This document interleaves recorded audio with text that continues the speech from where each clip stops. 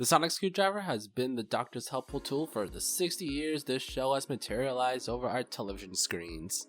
It has changed as much as the Doctor and has been as plot convenient as much as the Doctor, but it has still managed to become somewhat of a staple in the franchise. So we're going over each iteration of the Sonic and pointing out how different they are from one another. The Sonic was first seen in the second Doctor's episode, Fury from the Deep. The common light pen that was actually used for the prop was merely used for unscrewing screws. Not the most unique of the designs, but still a great base for what it will eventually become. And of course, it still had the buzzing noise. The next and probably more recognizable classic Sonic came from the third Doctor in the episode The Sea Devils.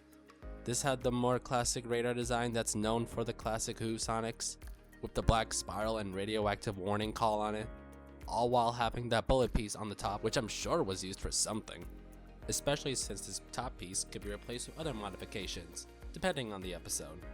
In one case, a revolving mini mirror. Yeah, I don't know why either. The fourth Doctor has a less decorated version of the Sonic, which I honestly think is the best for the era.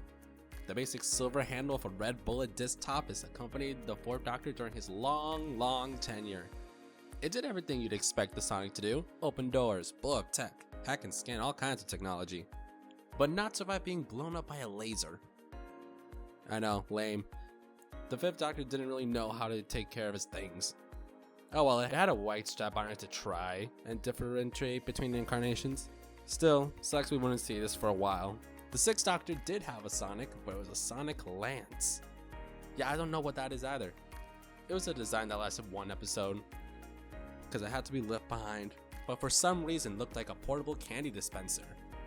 Not the typical screwdriver design, heck it wasn't even a screwdriver, but ironically was familiar of a design we'll see very soon.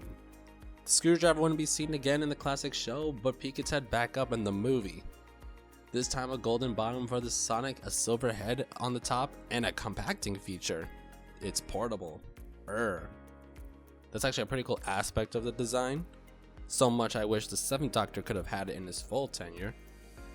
For funs, I'm gonna add the big finished Sonic for the 8th Doctor, because it matches his TARDIS, but it seems a bit overexposed.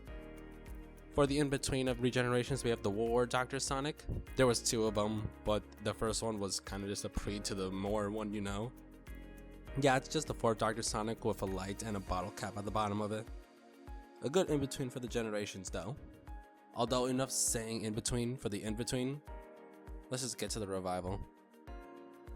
The iconic 9th and 10th Doctor screwdriver matched the TARDIS, which I always love when modern Sonics do it. But with this one, had a coral texture that was really cool, matching the machine itself. The extension feature is minimal but works, and with the context of more Sonics we'll go through, the simple design is still a winner today. The 11th Doctor's Sonic, being the 12th Doctor's a little bit, matches the energy and personality that this Doctor had. The gold coral color matching this TARDIS and the extending feature a lot more prominent in this incarnation. I think despite what some may think about the size and claw, it works very well. And a nice change of color with the green. And although you don't need to change the Sonic when you change the Doctor, I think it was pretty good that they did. Cause let's face it, we were looking at 12, wondering why he had matched Sonic, so it was great that they gave him a new one. Speaking of new one, his one is blue, disco lights, very fitting, and I know a lot of people don't necessarily like it, but I love it. It matches Capaldi and the different type of emitter is really great, but I can see why people wouldn't be all for it.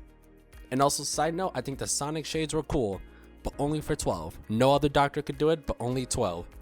Overhated too much. I never understood it. When it comes to the 13th Doctor Sonic, this one was made of certified Sheffield steel. This Sonic has a much more hand-sculpted grip to it, especially with the spoon-like shape. Plus the new orange crystal emitter is great, and of course it matches the Doctor and her TARDIS.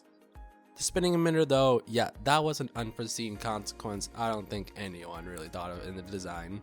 Like, not gonna even touch that.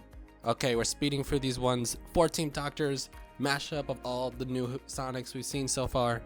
10's coral handle, 11's claws, etc. It's definitely an anniversary Sonic, even though we didn't get to see a lot of it. But it had the cool shield and scanning thing via hologram. Don't know if we'll ever see that again in the show, but it was cool to see at least once. Which leads us to the 15th Doctor's current Sonic screwdriver. we don't necessarily see the origins of this device. From what we can see, it's definitely not the average design.